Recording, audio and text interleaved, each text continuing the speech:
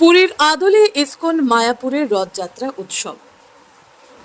জগন্নাথ দেব, বলরাম দেব এবং সুভদ্রা দেবীকে বরণ করার পর রথের দড়িতে টান দিলেন অসংখ্য ভক্তবৃন্দ।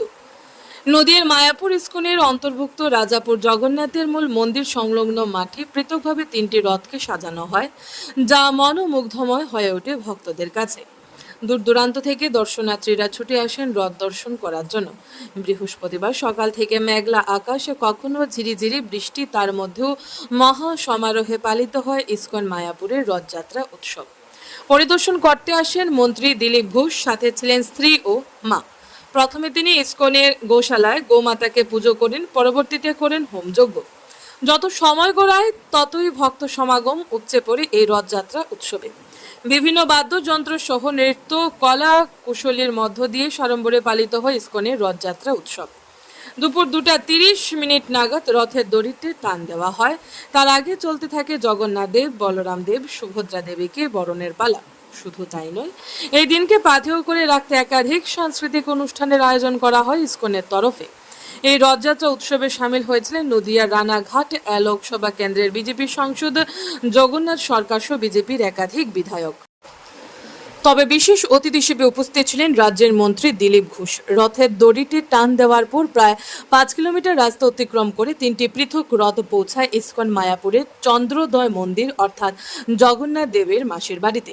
আগামী 7 দিন এই চন্দ্রোদয় মন্দিরে পূজিত হবে জগন্নাথ দেব, বলরাম দেব এবং সুভদ্রা দেবী। এরপর উল্টো রথ পালিত হবে ইসকনে।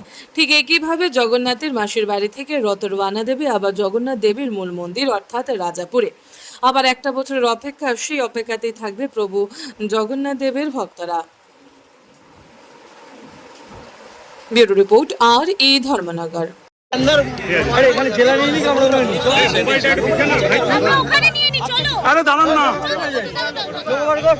আমরা আবারও অনেক অনেক অনেক অনেক ধন্যবাদ জানাই আমাদের অন্তরে অন্তঃস্থল থেকে সমস্ত যারা অক্লান্ত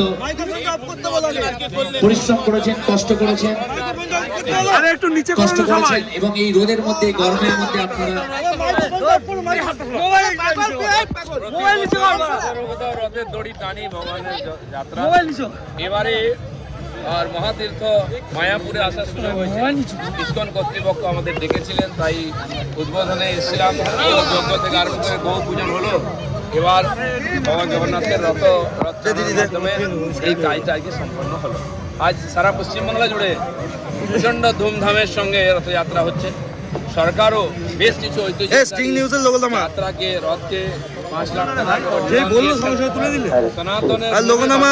সনাতনের উত্থান হয়, সেটা সরকারও দেখছে। আপনি তো সনাতনী আচার, রাজ্যে আশীর্বাদ আছে। দীঘাতে গিয়ে আপনি জগন্নাথ মন্দিরে আশীর্বাদ দিয়ে শুরু করেছিলেন, তারপরে কি কামব্যাক জগন্নাথ দেবের কি কোনো আশীর্বাদ আছে? জগন্নাথের আশীর্বাদ সবার উপরে আছে, উনি জগতের না। যে বুঝতে পারে না সে বঞ্চিত হয়। আমি বুঝেছি, তাই জগন্নাথের কাজে গেছি, জগন্নাথের আশীর্বাদও পেয়েছি।